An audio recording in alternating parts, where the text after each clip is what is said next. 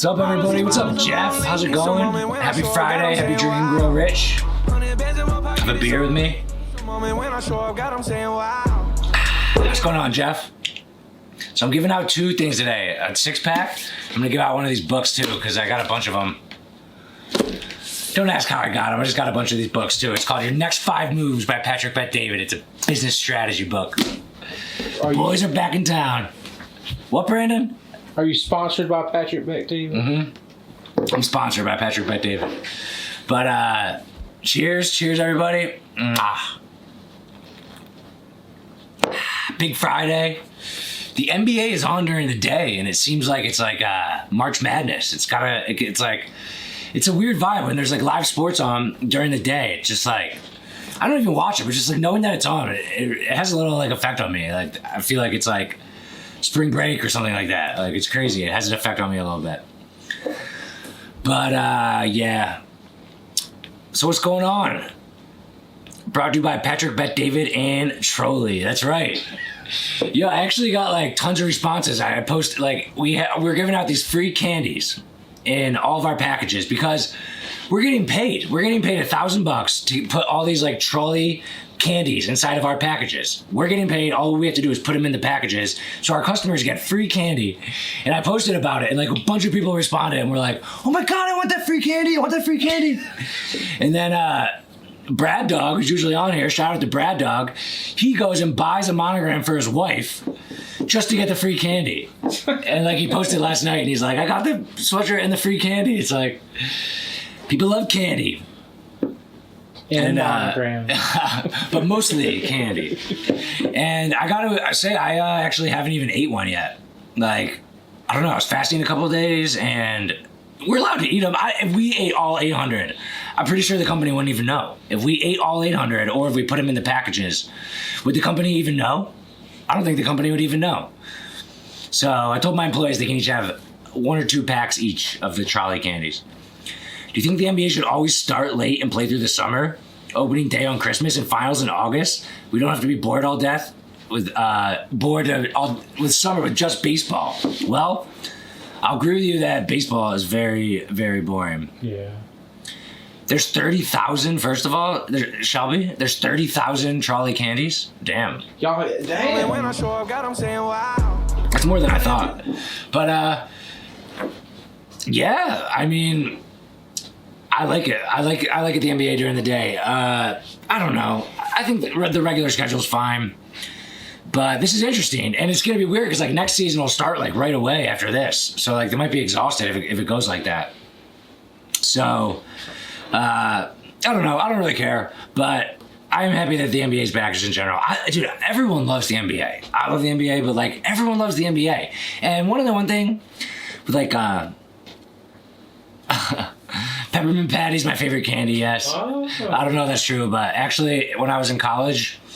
Very sad story. I stole a peppermint patty from 7-Eleven and I got caught. And it was a very embarrassing moment in my life and all my friends always made fun of me for it. So yeah, peppermint patty. I don't know why I did it. Like I was weird. I don't know why I did it. Obviously I was obvious about it. But why trolley? I don't know, Kev. I think the company just like sends us free products and I think every month they send us like a different one, and the first time we did it was that candy. So they're trying to promote their new sour gummy worms or whatever. But yeah, dude, the NBA is amazing, and people say like, oh, no one's watching the NBA anymore because of you know, all the social messages and stuff like that. Dude, I don't think that's true at all. I mean, the NBA is awesome. I don't care what it says on the court. Like, it's just a great product. It's so exciting. I love fucking Luka, dude. I don't know why, but Luka Doncic is like, I heard about him, you know, I never really like watched him. I really don't start like watching basketball like closely really until like the playoffs. And he looks like just a regular guy you see on the street. I mean, I guess he's like 6'6" or something, but like he does not look like he's as good as he is. And he's amazing. And I don't know, something I like about him. I kind of like the Mavs. Mark Cuban owns them, and then like they got a fun team, so I love the NBA. Very exciting. Hello. What's up? Denki or Pikachu? Denki or Pikachu? I say Pikachu. But yo, guess what I found out lately that really bummed me out? Joe Montana, Notre Dame quarterback, NFL superstar. He was on the podcast with someone just asked, when will the podcast that went really bad last week, when will it be released? Friday, Monday. Brandon's been doing I had to do some different type of editing on it because it has bad sound. But, yeah, that'll be coming out. But it was a terrible podcast. It was actually, I don't know. I was thinking, because I haven't heard it back, I was thinking, like, maybe there's some good bits in there better than I thought. Because it was just awkward because it was late. He was late, and then the sound didn't work, and we had to resend him the link, and it was like an awkward interaction. And then, like, I don't know, he started talking about weird stuff. Like, remember in the beginning, he was like, he was talking about the Holocaust. And he was like, you know this guy right here?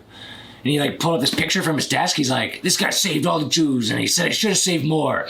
And I was like, what? All right, man, like what? And at the end he was talking about sex trafficking, and I was just like, we did not hit a good vibe. But yeah, that's gonna be coming out next week. Do you know about his name is Alex? No, I don't know what that is. But what I was saying before that, Joe Montana was on a podcast and said that Rudy, the movie that has inspired me and inspired my life, the movie that is inspiring, the story of a guy who isn't the most talented but fights to be on the best football team in the country, and nothing will stop him, and he fights and he fights and he goes to the side college and he gets transferred into the college. He has to get his grades up. He's dyslexic. Everything's going against him, but he goes out there every day and fights to win. Turns out it's a semi-true story, but in the movie, they chant his name and everyone chants Rudy and they carry him off the field. Joe Montana said that was all basically made up. He said no one was chanting his name, literally nobody. And he said 3 guys did carry him off the field, but it was like just a joke. Like it was like, this shitty guy got a sack. He got to play, like, let's carry him off the field. And they said there was a bunch of pranksters that carried him off the field. So, and then Joe Montana said that he sees Rudy once in a while, and he's like, they laugh about it. And then I think Rudy got caught like with a fraud energy drink. So basically Rudy's a fraud. And I think that's why I ordered a Rudy bobblehead, and they sent it to me, and his head was cut off. So then I went to order another one, and I resent it back, and they sent me another one. Got the other one, head was off. Then I was like, can you please send me a third one? I need this bobblehead. I want this bobblehead. They just didn't send me another one. So basically Rudy's head is rolling. But yeah, I was kind of sad to hear that story from Joe Montana. I guess if I ever really thought about it, I might know that, you know, they don't really chant like the backup's name like that. I mean, I don't know. But I still love you, Rudy. And even if the story is exaggerated. How did the arm break? I don't know. This is like a representation of Rudy's legacy right now. But no, even if the story is exaggerated massively and made up for Hollywood, it's still true, and it's still inspiring, and it still shows that Notre Dame football is the most prestigious, traditional, American college football team. So, and they tricked everyone into thinking that Rudy was real. So I don't know. I was a little shook when I heard that. Joe Montana was just like, yeah, no one, not one person chanted his name, and he got carried off as a prank. And I'm sure there's people that have known that, but me, as just a young-minded person who sees the movie as a kid and grows up loving Notre Dame, I never really thought about it. I just thought it was true. So, a little sad to hear about the Rudy thing, but I can live with it. Even if the story of Rudy isn't true, it's still true.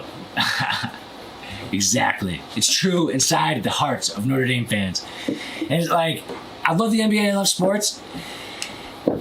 Notre Dame is the one team that I will die for. They're the one team that I love. And it's nice having a team that I love because I don't have really another team like that. So, in college football, Clay Travis, your parents were at the game when they filmed the scene. Well, I bet you they were chanting his name then. That's funny that they were there for the. So wait, so they were there when they were chanting Rudy, like the fans, like when they filmed the movie? That's cool. That's pretty cool. But I forgot what I was just about to say. But who would want this book? I'll give this book away to somebody. Your Next 5 Moves by Patrick Bet David. On the back, it has a quote from Kevin Hart, Robert Greene, Steve Wozniak. Highly touted book. I have 10 of them, and I can only read one, and I'll probably just listen to it on audio anyway, so. Who else out there's having a beer with me? Give me a comment about what beer you're drinking.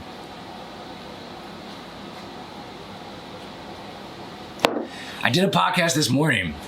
Air beer. Best beer there is.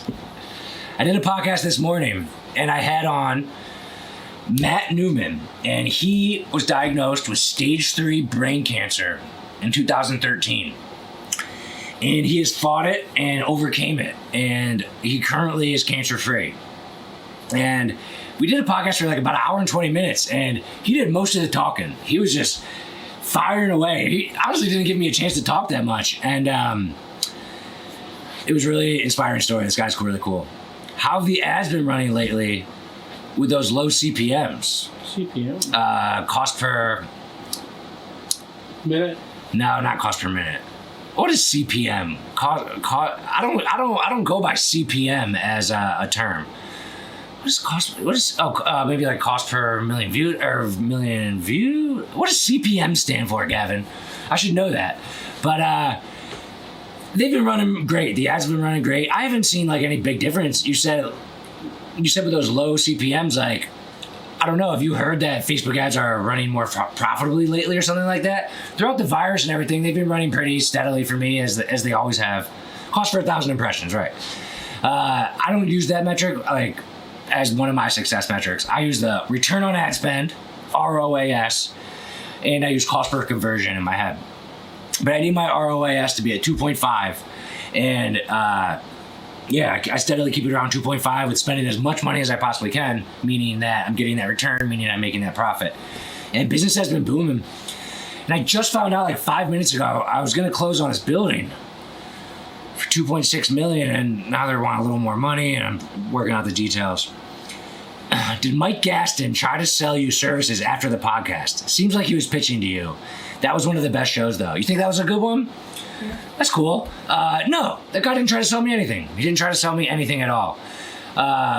You were his demographic, though. I am in his demographic. So I asked Mike Gaston this immediately because I could tell right away. He has a marketing agency, and he likes to work with small companies and sell marketing services, but he also has a YouTube channel.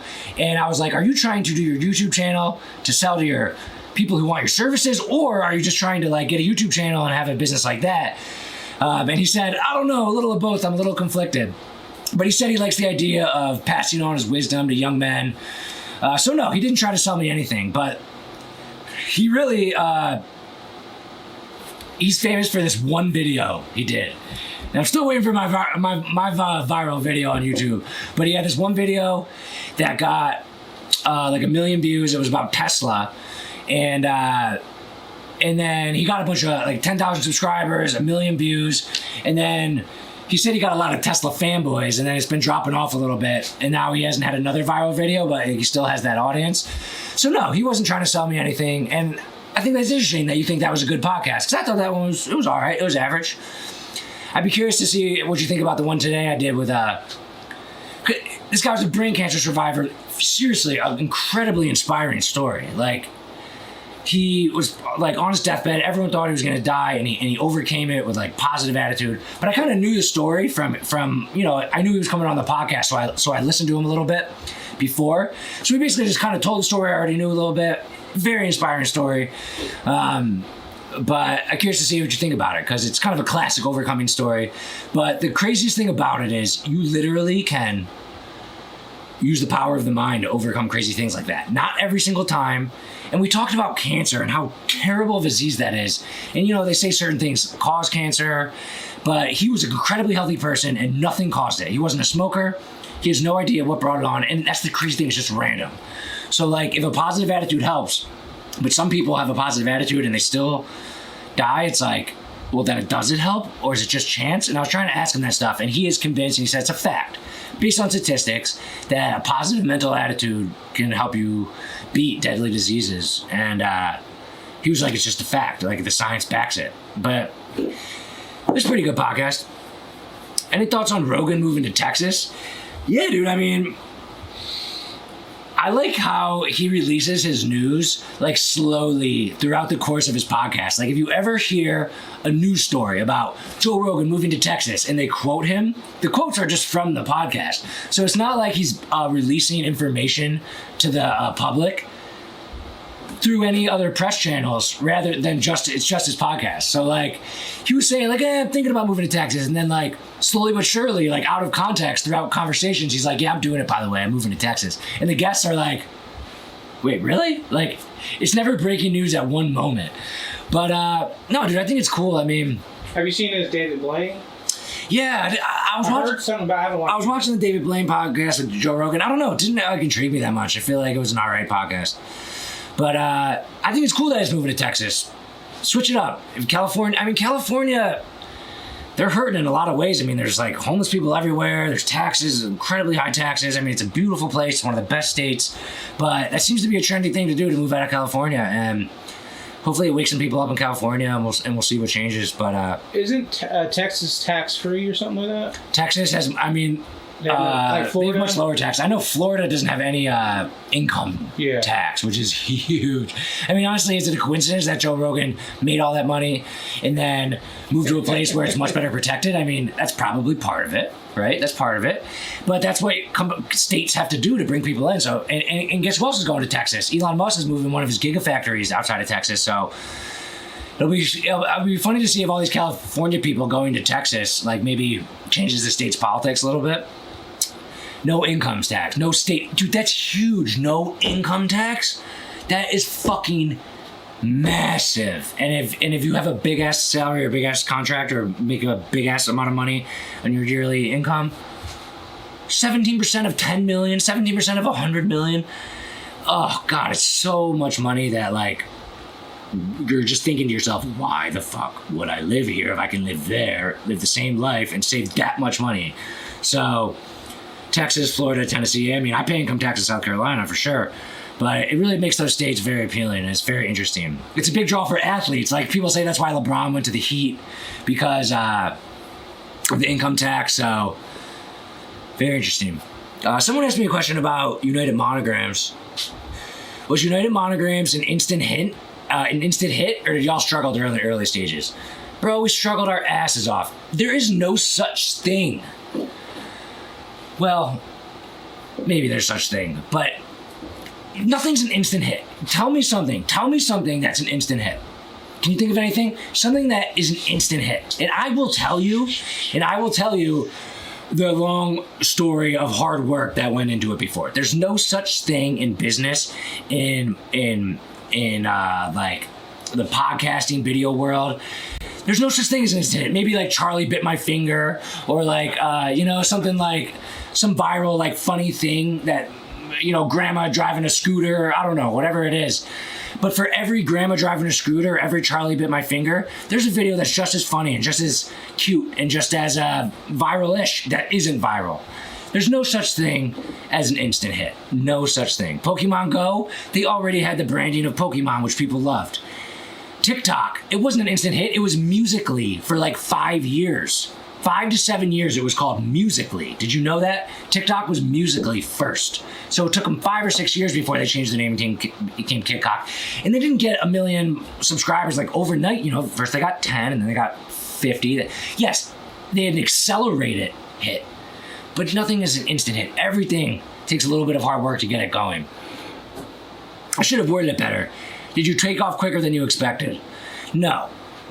I took off just as I expected. And I found something that was working, and then I slowly moved into it. Like, it doesn't happen overnight. It takes stages of, oh, okay, I see something here. Let me move a little over here and then test that out for a while. And then as that keeps working, then you're like, I'm going to go more in and more in and more in. And eventually you're at a point where you're like, wow, this is really taking off. I'm going to go all in. But so that's not instant.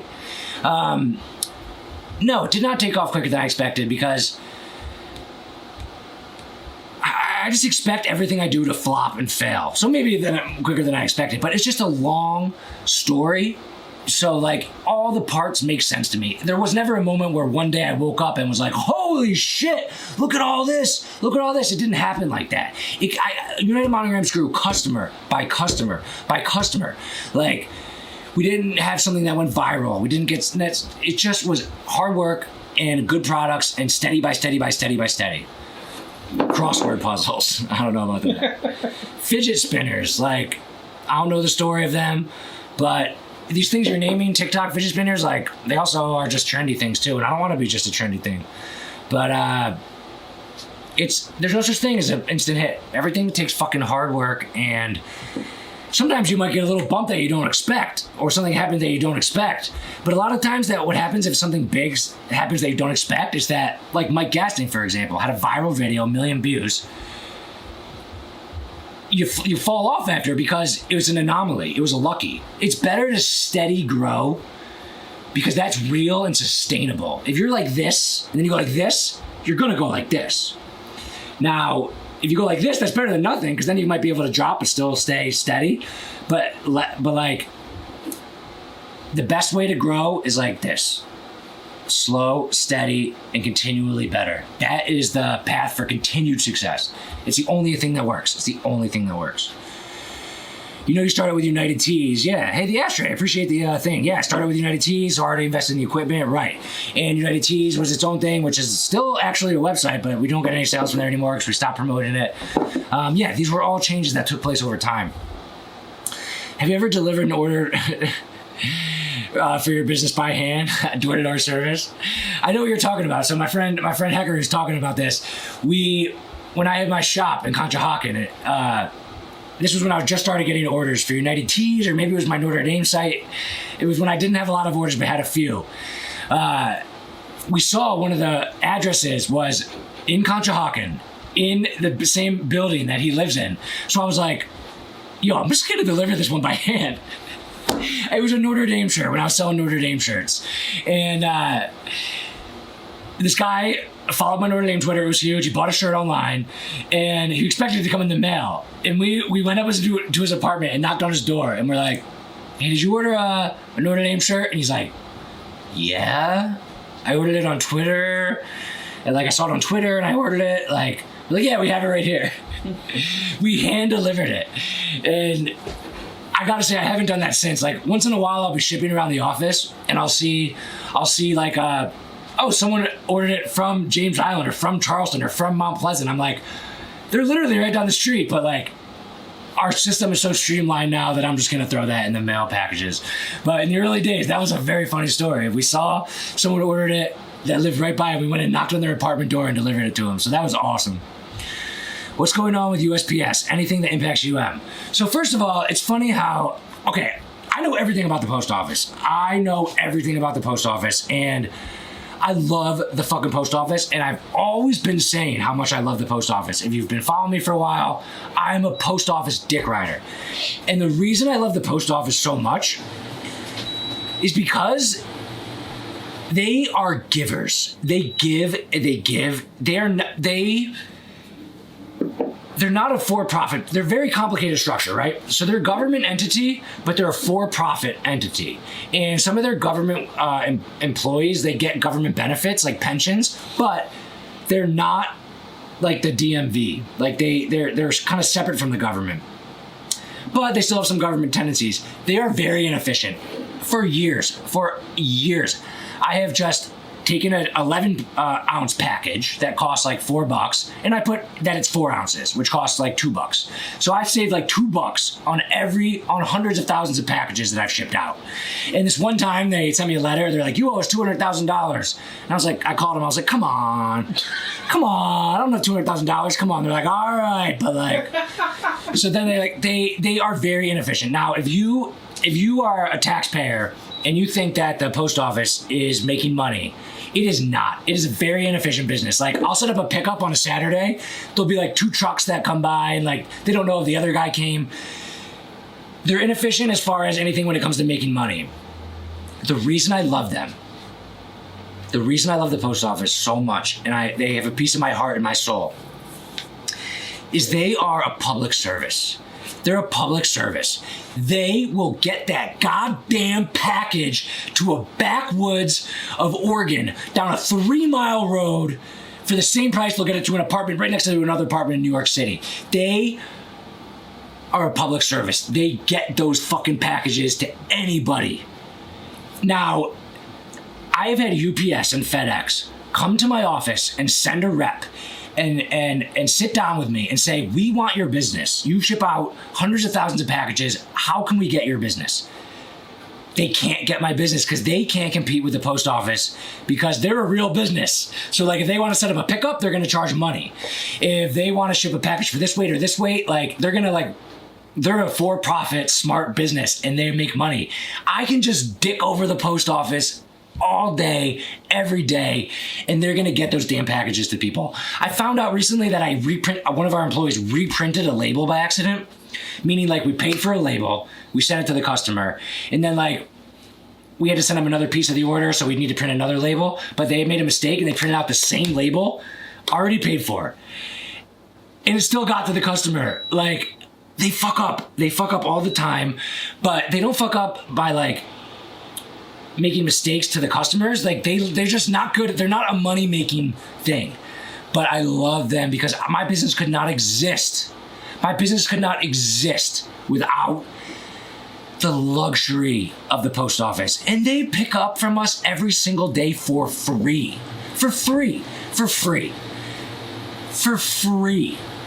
And they say, thank you for your business. And I'm like, why the fuck are you thanking me? Thank you, but they thank me.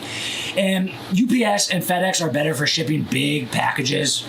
And the post office is really good for shipping small packages, like 2 t-shirts like we ship. And I love the post office. They're an American institution who will get that damn package anywhere in the country in 3 to 4 days. And after shipping out probably 400,000 packages in my life, only 1 or 2% don't get there.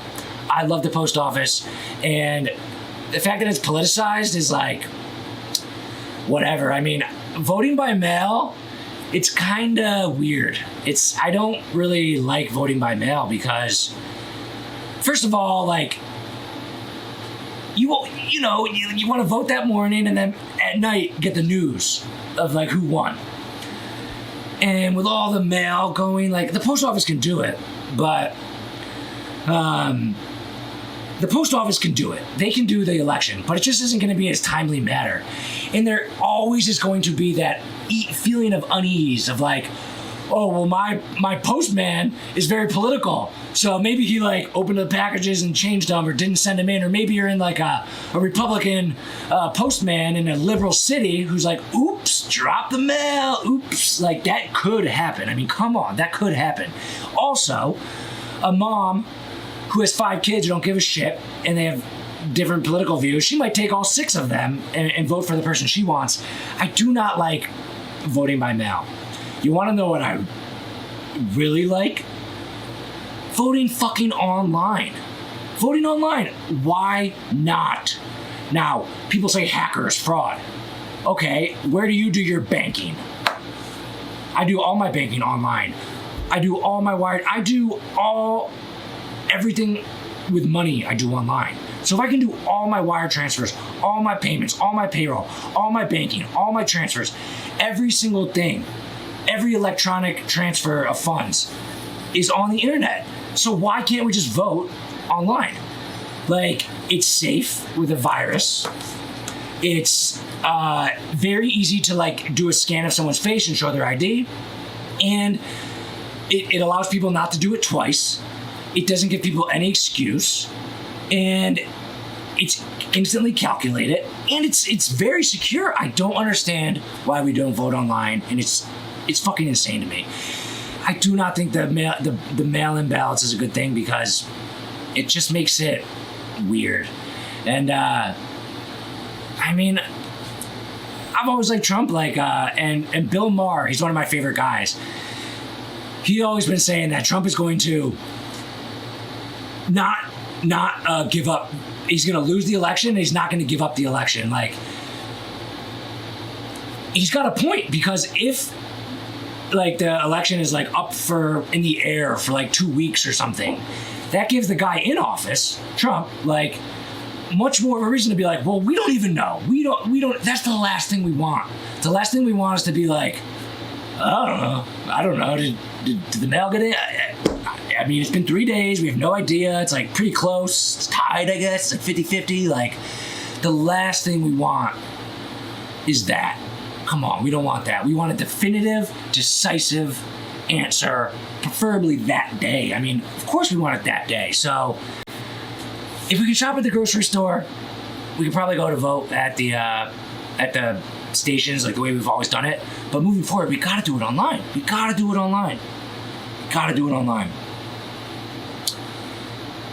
But USPS Union is for Biden. Extra weird. Right. I mean, I don't even know what the fuck that means. But like, everyone who wants to question the authenticity of it is going to have their angle.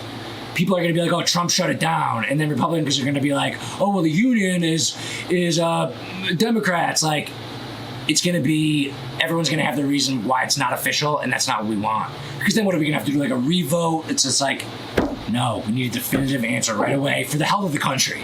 We need a definitive answer right away. So, I love the post office. The post office can absolutely do the job. 3 to 5 days.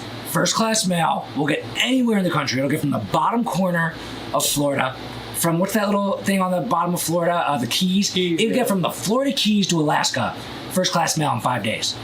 But that's 5 days.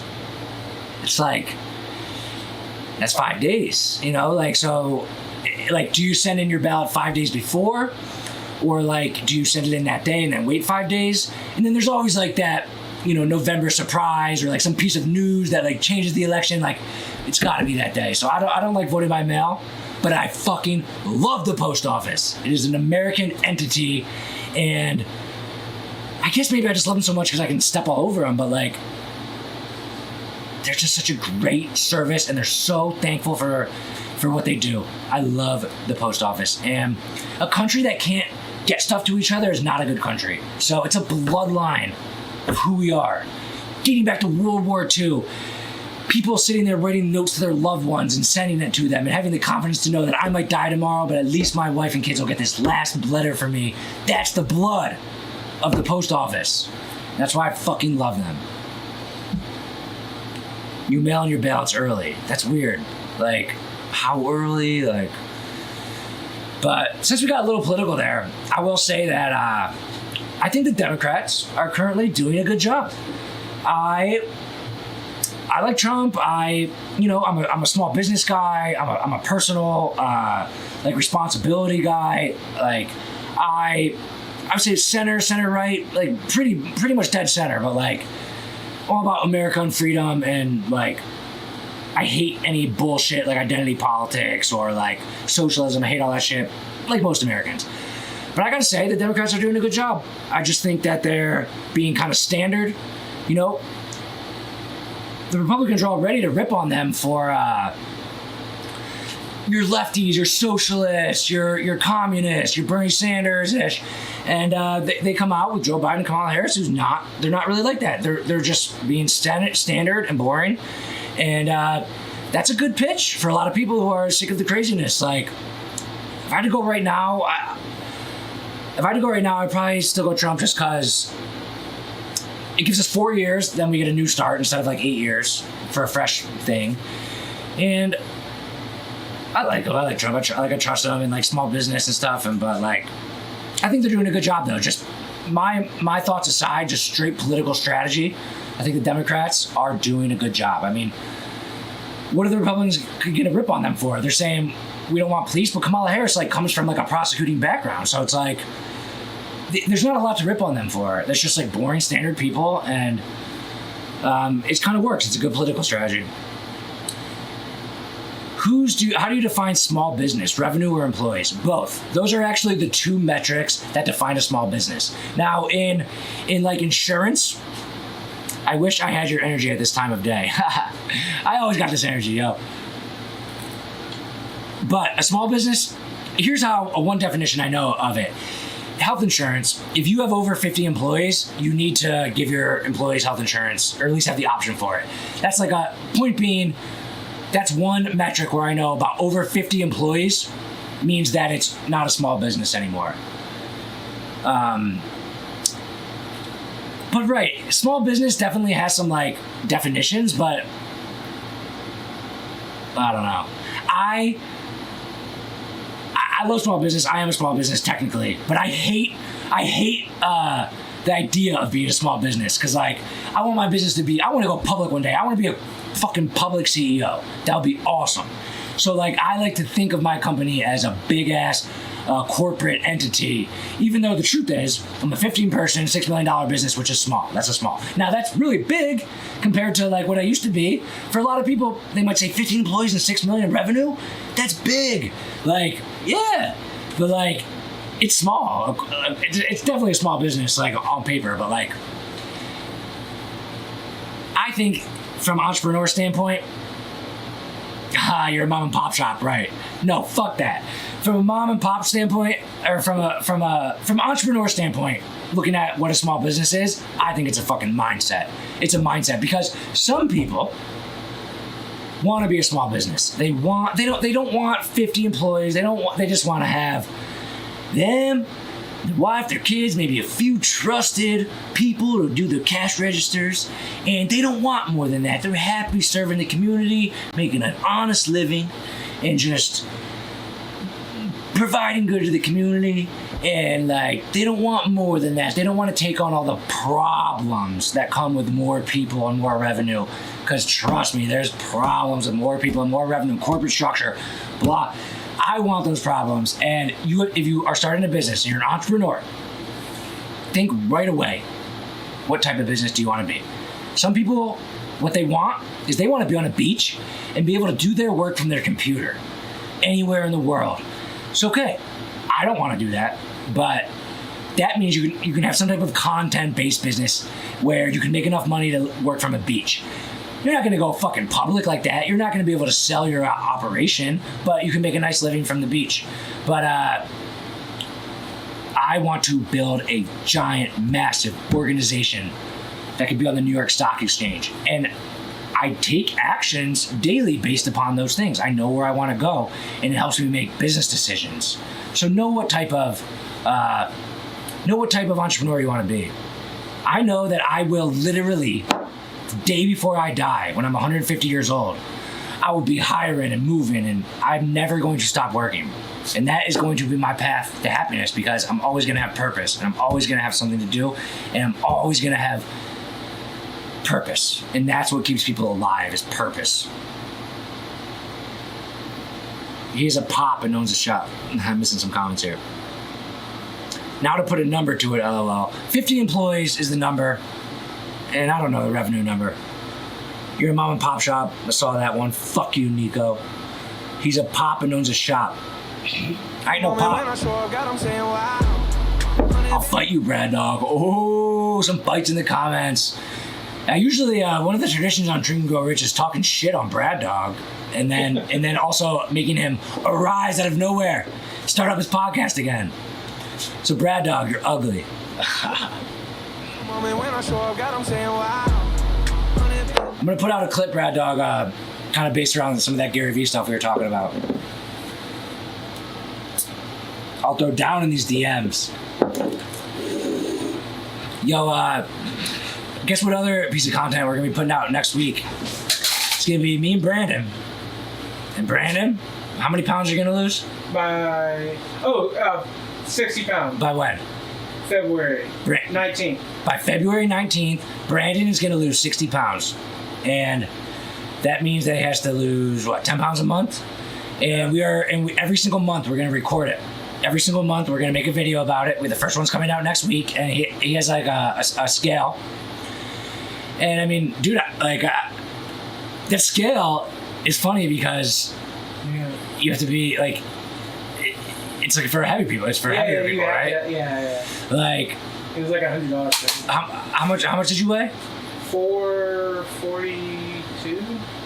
Brandon weighs 442 pounds. I carry it well, though. No, you don't.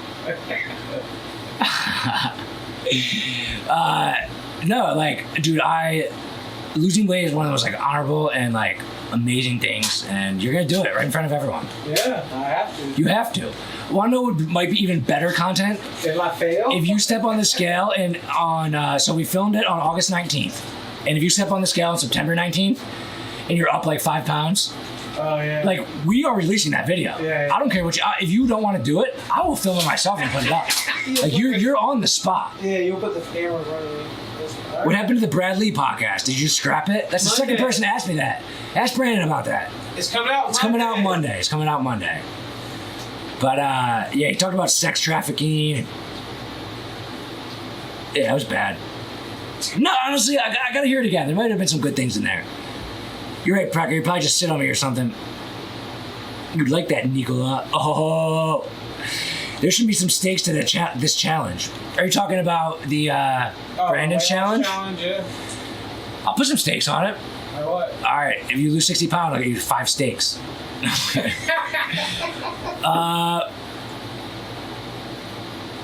What should be the stakes? I get the car for free. All right, so I actually gave Brandon my car, and he is just Houdiniing himself into keeping it. I gave Brandon my car and said, you get my old car, and said he could use it, and now he just hasn't given it back. No, you got it like checked, and the guy said like I wouldn't buy this on whatever. But I already gave you the car, like kind of. Dude, like how about like what should it be, Hecker? What should it be? If Brandon loses 60 pounds in 6 months, what should I give him? And pay raise. Okay, it could be a pay raise. Hey, that's motivation. And then, but if you don't do it, you have to give me something. Yeah, okay, I got you. What do you want? Pay decrease. Okay. I mean, that is kind of fair. I mean, like if you don't do it, it's like so tough. It's like, how about like, I don't know. What should I ask me something that motivates me? Like, what should I ask Brandon for if he doesn't lose 60 pounds in 6 months? Someone give me a good thing. Like, should I make you embarrass yourself? Should I make you give me money? Like, if he does, they have to tell you. If he does it, you need to dress up in a tux and be his butler for a full day. What the fuck? That's even weird. That'd be good content, I guess. And okay, and what if he doesn't? What does he have to do for me? The butler thing? Let them decide. Yo, I was thinking about this the other day. Tar and feather him. That's kind of outdated. He has to model UM clothing. Is that the award or the punishment? I gotta be a model. Maybe let's think about this. In our second video, we will release the stakes. Yeah. All right. More to come on this because we're gonna put out 6 videos over 6 months, documenting the weight loss journey. First one's coming out next week. So the second video, we are going to put the stakes on the line. So we're gonna think about it. But I was thinking about, speaking of the butler, swear to God, I was thinking about this the other day. I plan on being incredibly rich, and what does a butler do? Like what? Like rich people have butlers, right? Like, so I understand what Batman's like I understand what a gardener does. Okay, I understand what a nanny does. I understand what a nanny. I understand what they do. A butler, as far as I know, all they do is answer the door when people come over for house parties. They're basically a house slave to you. But like, okay, so what else do they do actually though? Do they do dishes? Yeah, bro. They do dishes? I don't know. Because like, all right, so like the Vanderbilts or like rich people, they have a maid. They have. I feel like maybe they do scheduling of social events. Yeah, I think so. Okay, does a butler do scheduling of social events? And like, like the party's at 6 o'clock, contacts the guests, and then like obviously I know one thing they do for sure is they open the door for people. Yeah, they agree. But like if you have a party once a week, that's a lot of parties. But that's still only one day a week. What does the butler do for the other 6 days? Like maybe they do like the scheduling of all the other pool cleaning of the maybe they schedule, maybe they're like the head of the staff of the house. But if anyone knows what a butler does, I'm very interested. You're trying to figure out what he's getting paid for, like monetarily doesn't make sense. Right. Obviously, it has to make sense monetarily. And it's like it's a classic scene, a rich guy has a butler. But literally, they just answer the door. Like, what do they do? Like, you have to be efficient if you're going to hire these people. So, like, made perfect sense. Nanny, perfect sense. Butler, like, these people can open the door on their own. Okay, right. If there's a staff, the butler's in charge. Okay, so the butler is the head of the staff. Okay, understood. So they do, throughout the day, they'll be like scheduling, or like if the lawn person is giving them a problem, the rich person doesn't talk to the lawn person, they talk to the butler, who then handles that. So it's like the chief of staff for, oh dude, I am going to have that. Like, not necessarily a butler, but like, I want my house to be run. Like, I don't do my own lawn now. I pay a lawn guy. Don't you have a house cleaning service? No, I don't have one. I paid for a house cleaning service once. Okay. Like, I don't have someone there on staff, but like, I don't want to iron my own shirts. I don't want to, I don't mind doing the dishes. I don't mind cooking once in a while, but like, when you have a 3 or 4 kids, there's like more that's to it. But like, I want to have like it run like a strict business, and like only to maximize my enjoyment time at home, or like my efficiency. So like, every time I start thinking about efficiency, I start getting like all warm inside. It's like so nice. And obviously, you have to have it be worth it, no matter how much money you have. And here's the problem: if people win the lottery, they're like, oh yeah, I'm gonna get a yacht. And then like they get a yacht and then they have no money because of the maintenance, and then they have no point of it. Like, you have to have a strategy for anything you spend money on that is a recurring cost. Like, you have a yacht because maybe you're gonna host events on there. You have a plane because it gets you places more efficiently and quickly. So like, you can go somewhere and make $50 or 50 grand for a speech and come back, and you can do that in one day if you have your own plane. But like, if you have to do public transportation, it's not worth it. So it's like, everything you do has to be worth the money. So it's like, that means that your life is like in order if you're rocking with like the butler and shit. Watch Southern Charm. You'll fall in love with Michael the butler. I like Southern Charm because it's in my city, Charleston, and I feel like I should be on the show. How do I get on the show? There's casting calls. No, I'd be boring probably because like I work a lot.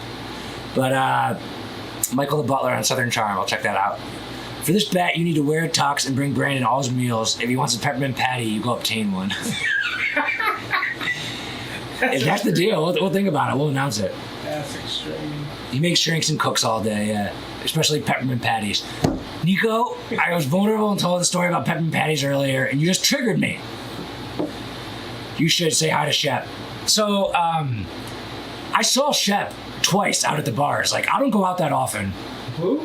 The guy from Southern Charm. His name's Shep. It's like his nickname.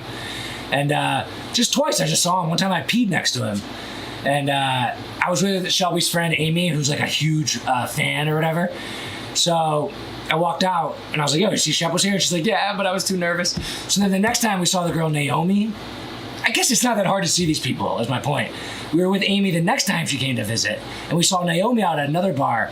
And like, Amy was nervous to talk to her. So I was like, dude, let's just go fucking talk to her. Like, so I brought Amy to go up to find Naomi, and we went up to this top bar where we saw her go, and she was just sitting there by herself with her boyfriend at a bar alone. Like, and I was like, hey, it's my friend Amy. Like, and they're like, oh, hey, like, they were happy to talk to them. Like, it's funny. Like, if you're a celebrity, right? Like Naomi from Southern Charm, or Shep from Southern Charm, or like a Patrick Bet David, or like, you're famous, but like, you're only famous like in your little niche. Like, so it's like, yes, Leonardo DiCaprio, or like Kanye came to Charleston, downtown. Yeah, like, but he's famous enough where like anyone in public would know him. But even if you're very, very, very famous in a niche, like a reality TV show or an entrepreneur network, or like a podcast, like, you're massively famous within your niche, like, people that aren't in that niche don't know who the fuck you are. So it's like funny. And like, honestly, one of the reasons why like I would like to be famous would be the funny like interactions of like, do I know that guy? Or like, do I not know that guy? Or like, kind of being famous and just like being a regular and having nobody notice. It's just like that element of like being known out in the real world sounds intriguing and interesting and fun to me. And it's like a little bit of like fun interaction with society that like adds a little element of fun to your interaction with the rest of the world. a little bit of fame. So like, I think it sounds fun, to be honest. I mean, I get how Justin Bieber can be like, I hate it, but like, easy to say once you get there, you know? Like, easy to say once you get there. Like, fame would be fun. Fame would be fun. Like, on a certain level. Get the fuck out of here. And then, so for Janine, so I saw Shep twice. I saw Naomi. And then one time I saw Thomas Ravenel at Hanks, or not Hanks, whatever, you probably don't even know. Henry's. It's the awesome bar. It's like the coolest bar ever in Charleston. And there's like this club in the middle. And he was just like sitting in the middle of the club with like a few girls. And he kind of had like the VIP section rented out. And we just saw him there. And like, so the people from Southern Charm, they're out and about. Like, and I know who they are because I watched the first season just because it was in Charleston. I don't really like reality TV, but yeah, they're out and about in Charleston all the time. What's your favorite question? I don't know. Does anyone want to win this book? Like, or just want to win the six pack, or you don't give a fuck, or what? What was I? What the fuck? What did I even talk about? It's been almost an hour. Oh, so you talk about the poster at the post office. Yeah, I felt good to get that out. I love the post office. Talk about NBA getting the posters. Yeah, in my podcast today with the brain cancer survivor. And Mike Gatson, and they all talk about Bradley. Brain cancer survivor. Crazy, man. He was telling the story about how like he thought it was just like a little bruise on his head, and then he went in, and his father-in-law already had pancreatic cancer, so like on top of that.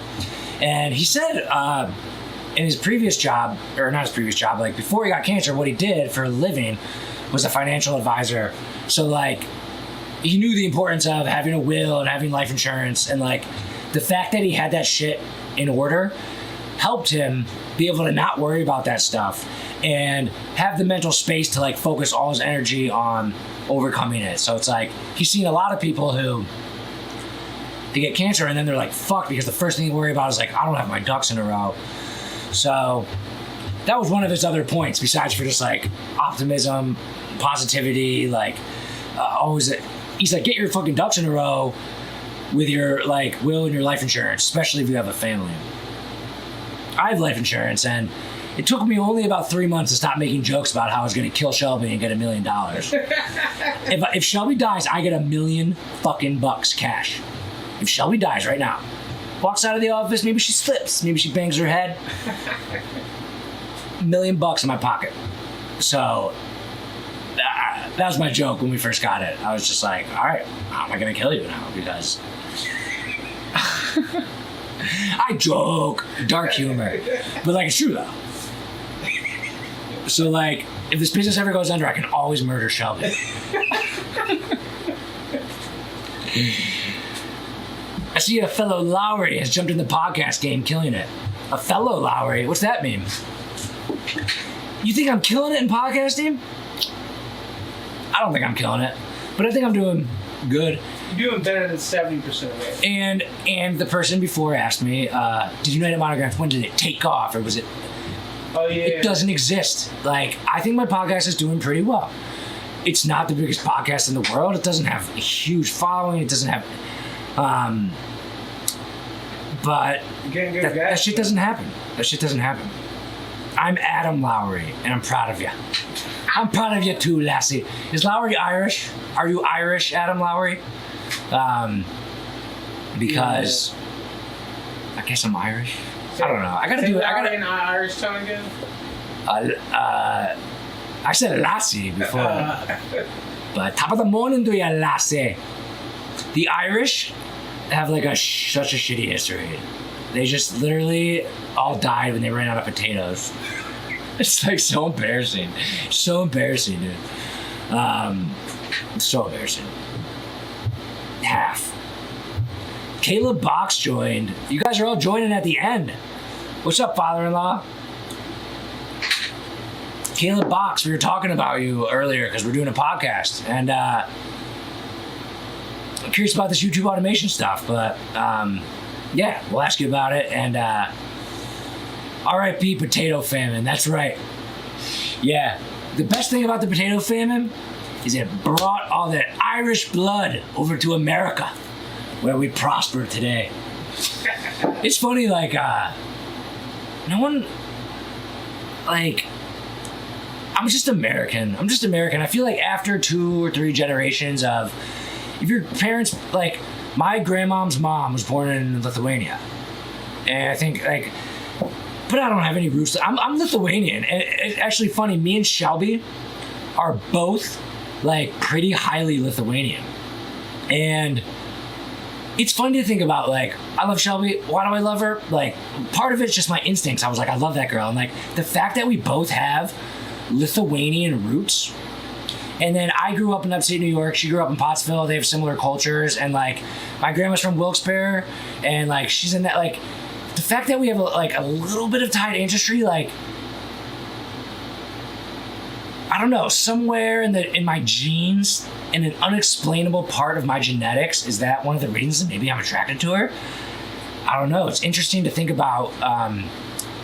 You hear stories about my ancestor, like, lived somewhere, and then I never knew, and then I lived there. Like, I moved there. Like, my family moved somewhere else, and then I moved back. And then I find out that my great ancestor lived in the same area as me. Like, is there something deep in your genetics that draws you to things that is unexplainable?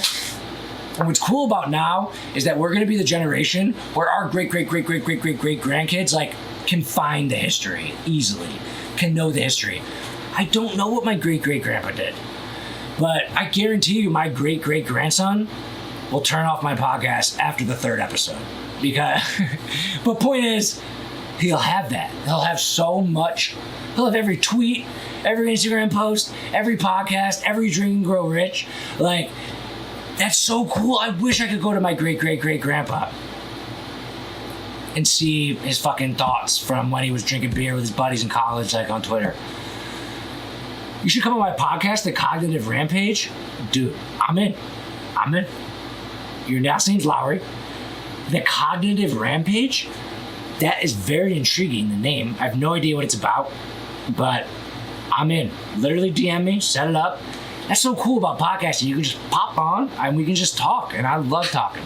So I've had a bunch of people that come on Drink and Grow Rich that want to come on my podcast, and then they never fucking follow up. So I'll believe it when you follow up, but Sean's sucking up now that his in-laws jumped in. That's right. But no, I don't suck up. It's true. You're attracted to the same ethnicity. Oh, now that's just racist. I'm just kidding. No, I mean, that's definitely true. I mean, right. It is true. Ethnicity, you know, you bring the word ethnics into it, but, like, yeah. And, like, it's weird, though, because, like, I don't know. Lithuania is such a random thing. Like, we also have other things that aren't in common.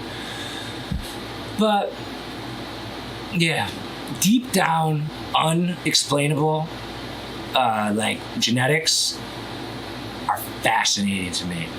And the fact that they cannot be explained, it fascinates me even more. Like, things that can't be explained, like, I was talking about on one of my podcasts lately, like, the viral marketing that it takes to, like, be a reality TV show person. Like, it's just, you can't explain it, and it's just, like, so frustrating to me because I want to break it down into a science of, like, but you can't. And, like, I'm constantly fascinated by things that are unexplainable. And, like, deep down genetics and, like, talent. Talent is a fascinating concept. Talent. Like, talent. Talent. Talent. What a word. What a word.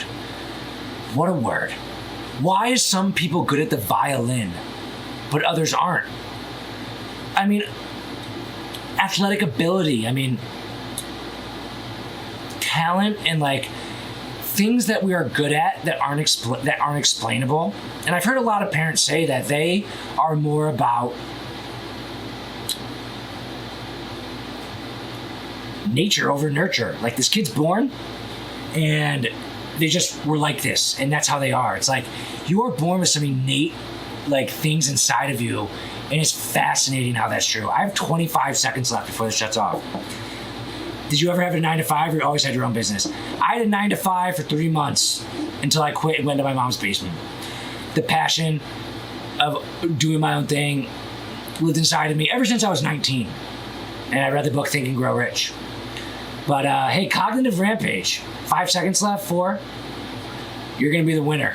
Congratulations. Love you guys.